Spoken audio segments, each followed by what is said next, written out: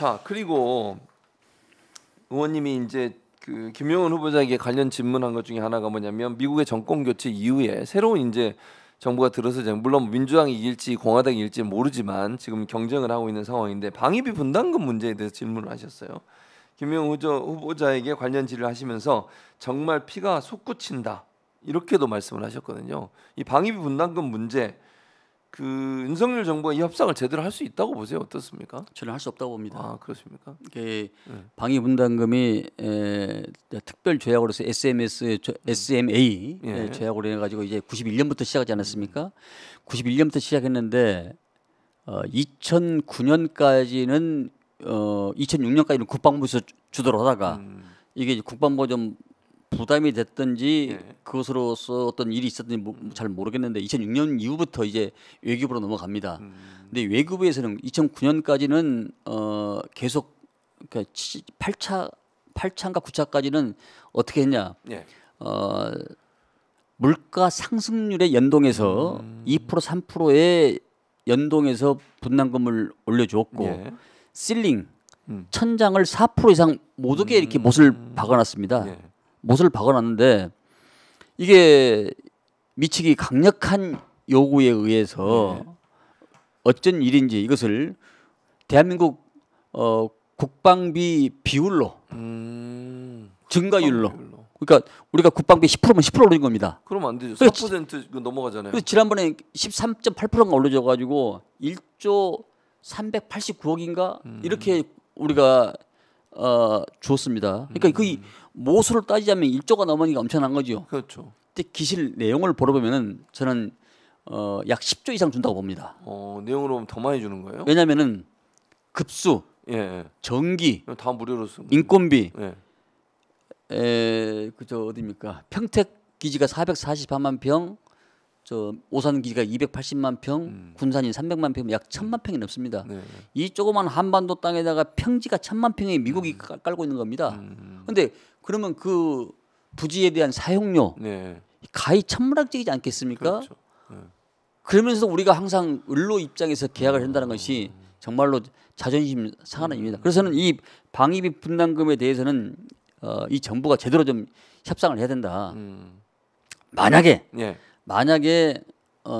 저는 뭐 지금은 해리스가 이기고 있지만은 트럼프가 약간의 좀 그 이 하도 미국 정치도 이 요동치기 때문에 저는 반 트럼프 형성이 돼가지고 오히려 트럼프가 될 줄도 모르겠어요. 그런 생각이 좀 저는 개인적으로 좀 드는데 지금 해리스가 앞서지만은 이제 그것을 우리가 충분히 좀 그 대비를 좀 해야 된다 이런 생각이 들고요. 만약에 그것을 국회를 지렛대로 해서 야당을 지렛대로 해서 어차피 국회에서 통과해야 되니까 인준을 받으니까 해서 원자력 협정을 일본 수준으로 개정을 하자 우리가. 일본 수준으로. 우리는 지금 말도 안 되게 갑과 을의 차이가 있지만은 일본 원자력 협정을 일본 수준으로 개정을 하는 것을 지렛대로 하는 걸 제가 강력히 추축으로 할 생각을 갖고 있습니다. 아무튼 이 문제는 정말 우리나라에 세금이 들어가는 문제니까 잘 해야 되는데 의원님 개인 생각으로 윤석열 정부가 이거 잘 못할 것 같다 이렇게 지금 그런 생각이 듭니다. 왜냐하면 지금 예전에 과거의 선례를 보면은 외교부나 국방부에서 와서 수시로 소통도 하고 협력도 구하고 또 이렇게 했는데 전혀 지금 뭐 그런 소통이 뭐가 어떻게 돌아가는지 와서 보고를 하면 보고도 않고 또 하더라도 그냥 뭐 종이 한 장 페이퍼 한 장 가지고 와서 일반적인 얘기가 뭐 가기 때문에 이 부분에 대해서는 더 워치독으로 우리가 깨있는 시각으로 좀 여야를 불문하고 민족의 항구적 발전과 우리의 그 피 같은 세금 문제를 위해서 세금 문제를 때문이라도 이건 잘 봐야 된다. 그리고 우리는 실질적으로 저는 10조 이상을 더 주고 있다고 저는 판단하고 있습니다. 부지 사용 문제, 급수, 전기, 통신료 이런 문제를 이런 나라가 없습니다. 그러니까요. 그 문제를 제기하면서 방위비 분담금을 좀 줄여야 된다 이런 말씀하시는군요. 자, 아까 잠깐 얘기하셨지만 강선영 의원, 국민의힘 강선영 의원이 군 출신이잖아요. 이재명 대표를 내닌에 비유를 했는데 일단 강선영 의원도 문재인 정부 때 진급한 분 아닙니까? 부끄럽습니다. 아니 그때는 좀 문재인 정부에 가깝게 뭐 군인이 가깝게 지내는지 모르겠지만 그때 군인일 때 괜찮았습니까, 의원님? 이분은 저는 뭐 그 저 한격사령관이고 여군이기 때문에 만날 기회는 많이 없습니다만은 어쨌든 뭐 괜찮게 평가를 해서 짧은 시간에 투스타가 될 것 같습니다. 그러니까. 근데 그게 다 문재인 정부 때 이루어진 그렇습니다. 근데 제가 아까 처음에 말씀드렸잖아요. 군인은 모든 권력에 거기에 사람들이 그런 권력에 상당히 집착돼 있다. 근데 그 20세기가 21세기가 지나가도 사반세기가 더 지났는데 이런 천리난 레드 컴플렉스를 가지고 집권 여당이 끌어내는 것은 참 저열하다고 생각을 합니다. 언제까지 그 제1야당 대표를 내리라고 이렇게 빗대어서 이야기를 해야 되는지 참 한탄스럽습니다. 그래서 이것 때문에 상당히 그 우리 당의 반발이 심했고요. 예. 그런 과정에서 야당을 어떤 그저 뭐 사회주의 예. 뭐 이런 식으로까지 그런 비슷한 단어를 써가지고 어떤 천진한 그 색깔론을 펼치다가 결국은 파행하고 말았습니다만은 우리 지구상에 냉전이 사라진 지가 지금 동그라파가 망한 지가 지금 91년 34년 되지 않았습니까? 아마 이 부분들도 같이 이렇게 수장고에 다른 것만 수장고에 넣지 말고 이런 독도 조형물에 넣지 말고 이런 철진한 색깔론 좀 집어넣어라. 그래서 저는 우리 강선영 의원한테 유감을 표하면서 이 부분에 대해서는 반드시 짚고 넘어간다는 생각을 합니다. 자, 의원님과 얘기를 나누다 보니 거의 1시간 다 돼가는데 지금 마지막으로 그럼 질문 하나 드리고 마치도록 하겠습니다. 당 대표 총괄 특보단장을 맡으셨어요. 일단 당 대표 총괄 특보단장이 어떤 일인지 또 이제 일부에서는 아무래도 지난번에 의원님이 이제 전략공천위원장도 맡으셨고 이번에 이제 당 대표 총괄 특보단장을 맡으셔서 이제 뭐 사실 대선이 이렇게 많이 남아있질 않아요. 2년 정도 남아있는 상황 아니겠습니까? 더 빨리 올지도 모르죠. 그럴지도 모르죠. 어떻게 될지 모르니까. 그래서 그런 점에서 본다면 대선 준비를 위한 모임이 아니겠나 이런 얘기도 있더라고요. 의원님 어떻게 뭐 총괄 특보단장이네 어떤 자리입니까? 엄중한 시기에 특보단장을 맡아서 상당히 책임감, 사명감을 제가 느낍니다. 대내적으로는 당내 여러 세력들이 있다고 봤을 때 그 세력들을 아우르면서 서로 간의 그 화합과 단결을 도모를 해야 될 것이고 또 대외적으로는 사회 각계각층 우리가 상당히 언론 지형이 지금 상당히 좀 불리하지 않습니까? 그렇죠.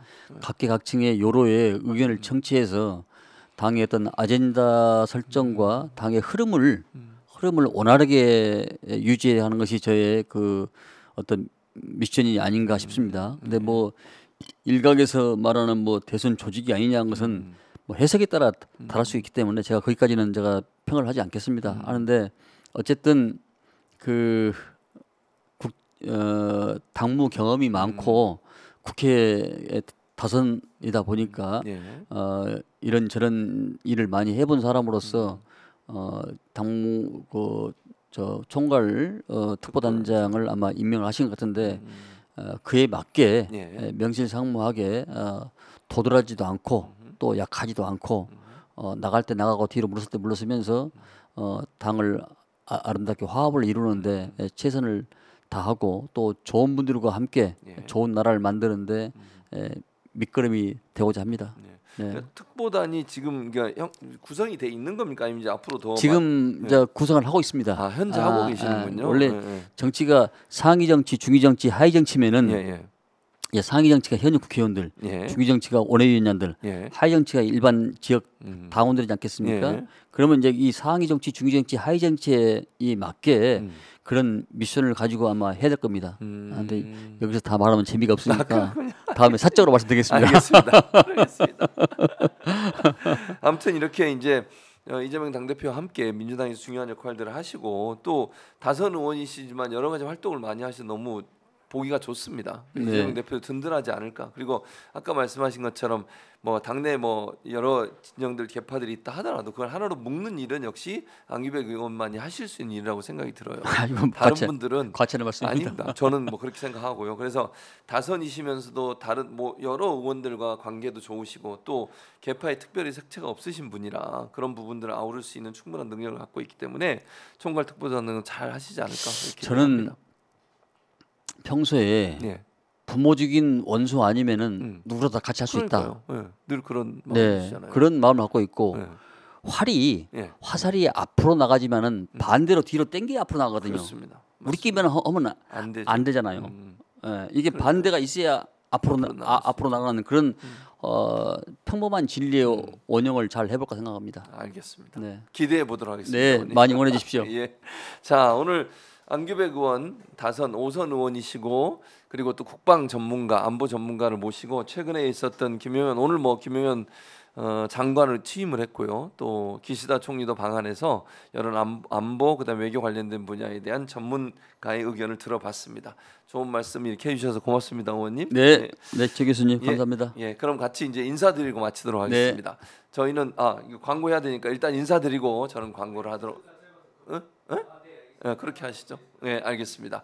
자, 그러면 저희는 오늘 금요일 시간 마치고 저는 5시 반에 다시 또 여러분 돌아오는데 우리 의원님과 함께 오늘 시청해 주신 여러분께 감사 인사드리도록 하겠습니다. 함께 해 주신 여러분 고맙습니다. 감사합니다.